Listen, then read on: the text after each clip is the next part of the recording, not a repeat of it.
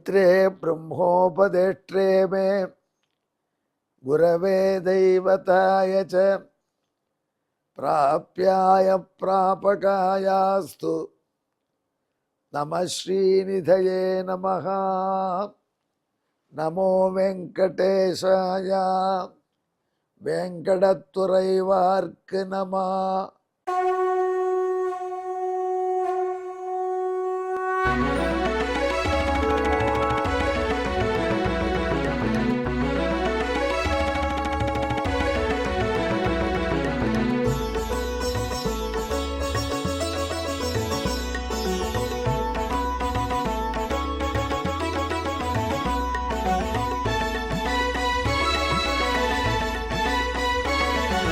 सहस्रनामं सहस्रनामं श्रीवेङ्कटेश सहस्रनामं सहस्रनामं सहस्रनामं श्रीवेङ्कटेश सहस्रनामम्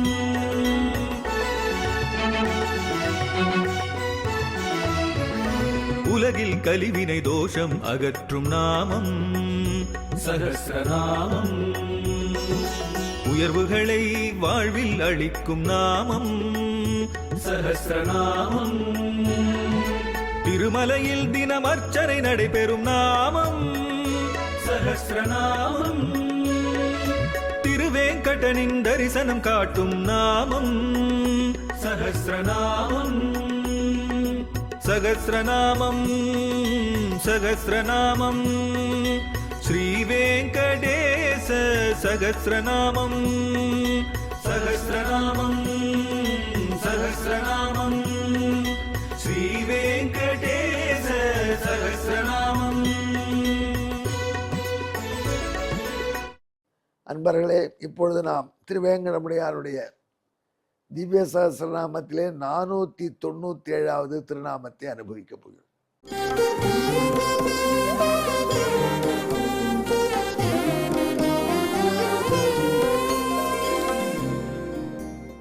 சிறு வயதிலிருந்து ஒன்றை கற்றுக் கொடுத்து விட்டால் ஏதான் வேண்டுமானால் பெருமாள்கிட்ட கேளு, வேணும்னு ஆசைப்படாதேன்னு சொல்ல முடியாது.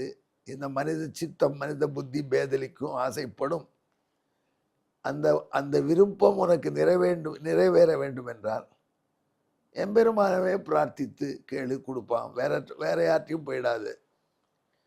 அப்படி ஒரு மனப்பான்மை வளர்க்கப்படுற பேறு பெற்ற குலத்திலே பிறந்த எனக்கு எதை விருப்பம் வேண்டாலும் திருவேங்கடமுடையான்ட்ட கேட்கறது என்கிற எண்ணம் வந்து கொடுத்து இயற்கையாக அமைஞ்சு போச்சு. நான் எஸ்எஸ்எல்சி 10th ஸ்டாண்டர்ட் பரீட்சை எழுதுறது 1962வது வருஷம். அதற்கப்புறம் 63 ப்ரீ யூனிவர்சிட்டி என்று எழுதினேன்.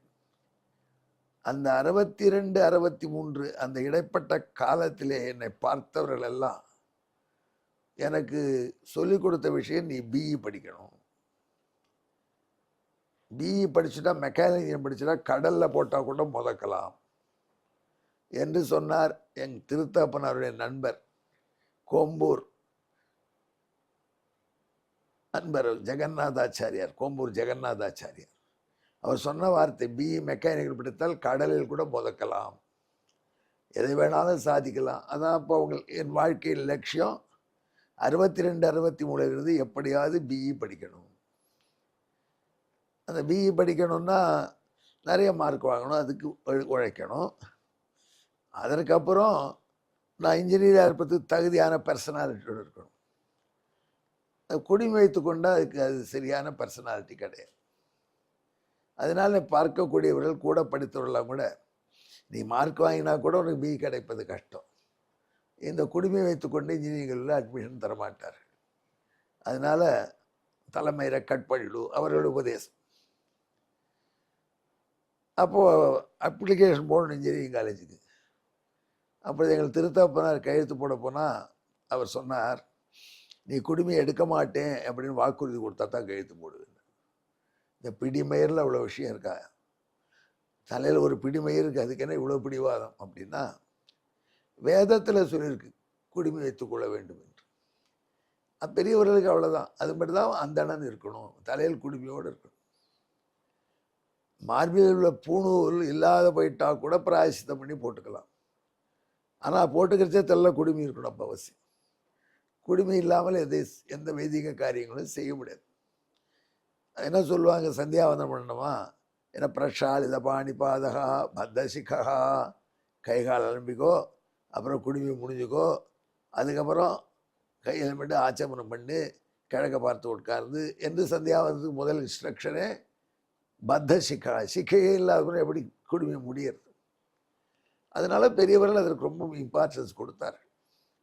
சாதாரணமாக மேலே இருந்த மாதிரியே பார்த்தா என்னையா இந்த ஒரு பிடிமயிரா வைகுண்டம் கொண்டு போகும்னு கிண்டல் பண்ணுவாங்க. இல்லை, அந்த பிடிமயிருக்கு அவ்வளோ இம்பார்ட்டன்ஸ். வேதம் சொன்னால் அது எம்பெருமான் கட்டளை, அதை உபயோகம் பண்ண வேணும். என்னையா ட்ரெஸ்ஸுக்கு கூட ஒரு கோடா, பஞ்சகச்சை கட்டணும், குடுமி வச்சுக்கணும், புடல் போட்டுக்கணும், இதிலேயே நீங்கள் காலத்தை கழிக்கிறீங்க. பகவானை நினைக்கணும்னு சொல்கிறதுக்கு நாழி வருதேங்கிறாங்க. இதெல்லாம் இருந்து பகவானை நினைத்தால் என்று பகவான் திருவுள்ள முகக்க மாட்டான். அதனால் இது முக்கியம் என்று அவர்கள் சொல்வார்கள். திருத்தப்பனார் சொல்லிட்டார் என்கிட்ட கிளீனாக, நீ குடுமையை எடுக்க மாட்டேன்னு சொல்லி கையெழுத்து போடுறேன். ஆனால் பிஇ படிக்கணும் நம்ம ஆசை. அவர் குடுமையும் எடுக்கக்கூடாதுங்கிறார். சரி, எடுக்கலப்பான்னு எக்காரணம் கொண்டும் எடுக்கலை, கையெழுத்து போட்டு கொடுத்துட்டார். அப்புறம் எப்படி சாதிப்பது, நமக்கு தான் சொல்லியிருக்காரு, திருவேங்கடமுடியான்ட்ட கேட்டால் கொடுப்பான். அதுக்கு என்ன வழி, திருவேங்கடமுடியான்ட்ட எப்படி கேட்குறது, அவனுக்கு ஃபோனாக பண்ண முடியும், செல் நம்பராக இருக்குது. அதனால் அதுக்கு ஒரே வழி இருக்குது. அவனை பற்றி இல்லை, அவனுடைய கருணையை பற்றி 108 ஸ்லோகங்கள் கொண்ட ஒரு ஸ்தோத்திரத்தை சுவாமி வேதாந்த தேசிகர் அருளி இருக்கிறார். அதுக்கு தயாசதகம் ஒரு பேர். இது ரொம்ப சீக்ரெட்டு, நான் உங்களுக்கு சொல்கிறேன். அந்த தயாசதகத்தை தினம் பாராயணம் பண்ண வேண்டியது. பாராயணம் பண்ணினாலும் எம்பெருமான் அனுகிரகம் பண்ணுவான். இது சொல்லி கொடுத்துருக்காரு தகப்பனார். அதனால அதை நம்பினேன். தினம் தயாசதக பாராயணம். தயாசதகம் மனப்பாடமாக எல்லாம் எலக்ட்ரிக் ட்ரெயினில் போகிறச்சே கூட சொல்லுவேன், காலேஜ் போகிறச்சே சொல்லுவேன், வரைச்சே சொல்லுவேன்.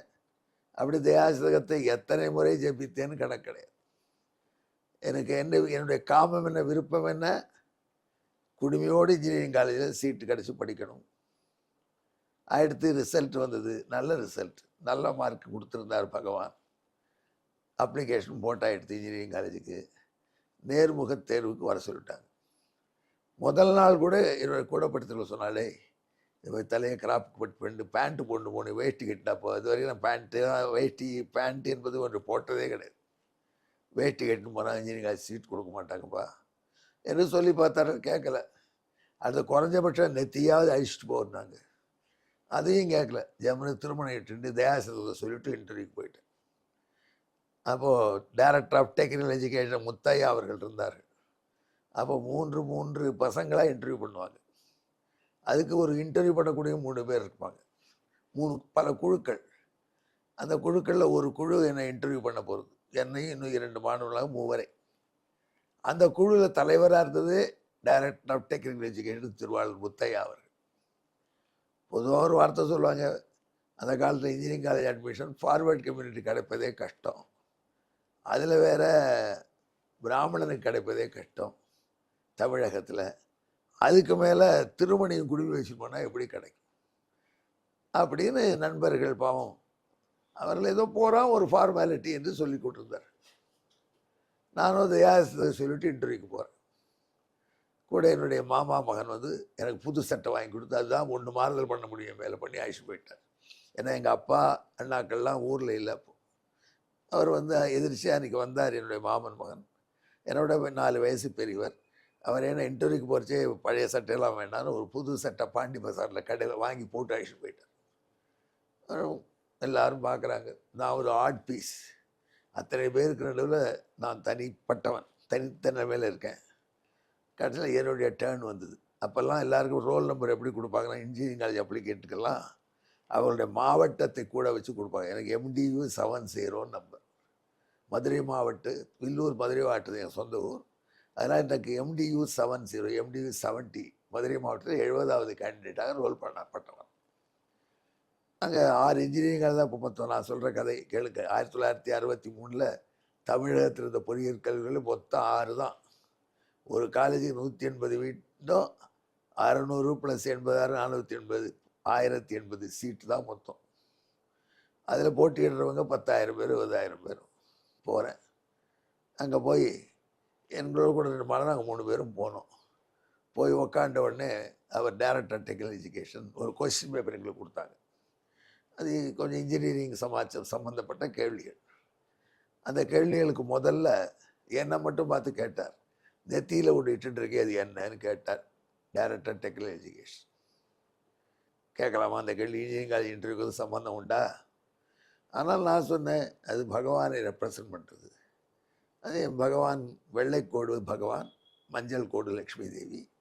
லக்ஷ்மியோடு கூடிய பகவானை ரெப்ரசன்ட் பண்ணக்கூடிய திருமணி நெத்தியில் அணிஞ்சுக்கிறோம் அப்படின்னு ஒரு தடவை பார்த்தார். ஒரு கேள்விப்பா அப்படின்னாரு. நான் பொதுவாக கோயிலுக்கு போயிருக்கேன். கோயிலில் பெருமாள் சென்டரில் தாயாரும் 2 பக்கத்தில் இருப்பாங்க. இதே போன திருநாமத்துக்கு அர்த்தம் சொன்னேன். ஒரு பக்கம் லக்ஷ்மி, ஒரு பக்கம் பூமி. அப்படி தானே மலையப்ப சுவாமி இருக்கார். ஸ்ரீதேவி பூதேவி. நடுவில் தானே பெருமாள் இருக்கணும். நீ நடுவில் மஞ்சள் கோடு தாயார்னு சொல்லி ரைட்லேயும் லெஃப்ட்லேயும் பெருமாள் சொல்கிறியே, அது நம்ம கோயிலை பார்க்கறதுக்கு விளக்கத்துக்கு முரண்பட்டு இருக்கேன்னு கேட்டேன். மற்ற 2 ஸ்டூடெண்ட் பார்த்துக்கிறாங்க. இது பிஏ வரல, இன்ஜினியரிங் காலேஜ் எங்கே வருது? இது வைஷ்ணவ வேதாந்தத்தில் கேள்வி வருது. நான் உடனே சொன்னேன், அது நீங்கள் நினைக்கிற மாதிரி உபய தாயாரோடு கூடிய உபயநாச்சிமனுடைய பெருமாளை நாம் சொல்லலை. பெருமாள் மார்பல் லக்ஷ்மி பாருங்க. மார்பல் லக்ஷ்மி இருக்கா, சுற்றி வர பெருமாள் தான் இருக்கார். அந்த மாதிரி இது அப்படின்னு தேவலை. அவருக்கு ஒரு சந்தோஷம், தான் இடுவதற்கு பின்னாடி தெரிஞ்சுட்டு இருக்காங்க. அதுக்காக தான் அவர் கேட்கிட்டு இருக்கார். அதுக்கப்புறம் என்னுடைய மார்க்கெல்லாம் பார்த்தார். சமஸ்கிருதத்தில் டி வாங்கியிருந்தேன், டிஸ்டிங்ஷன். ஏன்பா சான்ஸ்கிரிட்டில் டிஸ்டிங்ஷன் வாங்கியிருக்கேன், நீ ஜம்முன்னு சான்ஸ்கிரிட்டில் போய் ஸ்டூடெண்ட்டாக படித்து அப்புறம் நம்ம பிரசிடென்ட் ஆஃப் இந்தியா ராதாகிருஷ்ணன் மாதிரி வரலாமே, அதை விட்டு எதுக்கு இன்ஜினியரிங் படிக்கணும் நீ கேட்டேன். அதுக்கும் ஒரு பதில் சொல்லிட்டு நான், எங்கள் ஃபாதர் பெரிய சான்ஸ்கிரிட் ஸ்காலர் தான் சொல்லிக் கொடுத்தார். வெறும் காலேஜில் மட்டும் சான்ஸ்கிரிட் படிக்கலை.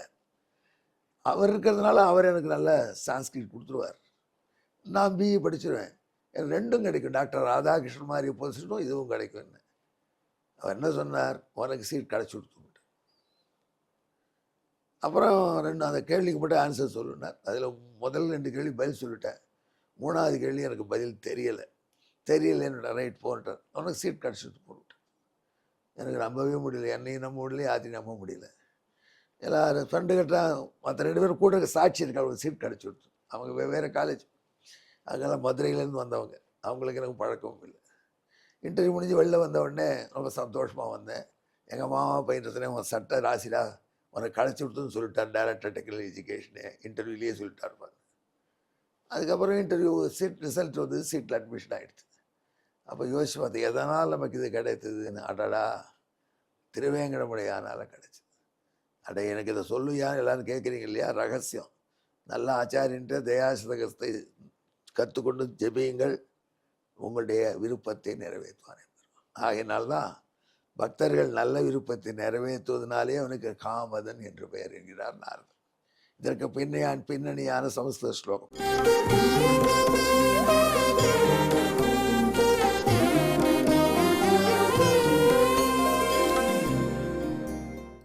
காமான் பிரயச்சன் நிஜ பக்த வர்க்கே கலோ யுகேபி அஸ்தியபரோக்ஷ பூமா தஸ்மாதசோ காமதனா மத்தாரி ஸ்ரீ வெங்கடேச பிரதிதோ விபாதி காமதாய நமஹா. இதற்கு தமிழ் பின்னணி.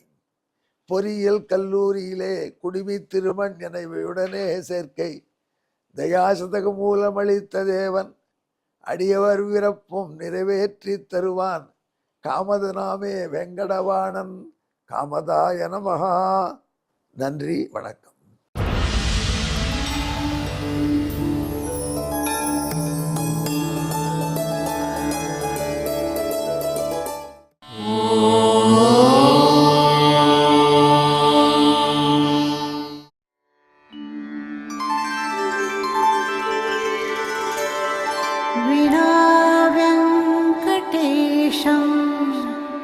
ननाथो ननाथः सदा वेङ्कटेशं स्मरामि स्मरामि हरे वेङ्कटेश प्रसीद प्रसीद